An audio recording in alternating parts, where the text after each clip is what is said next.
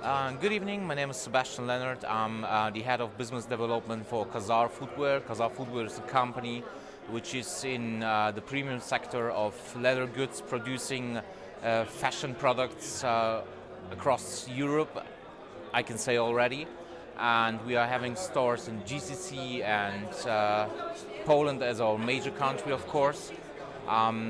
Based on our revenues and our facts that we are quite popular in the region here, we decided to attend also to the CEE Retail Awards, which we have been doing already a few times successfully, as we won already a few awards, which we're very happy about.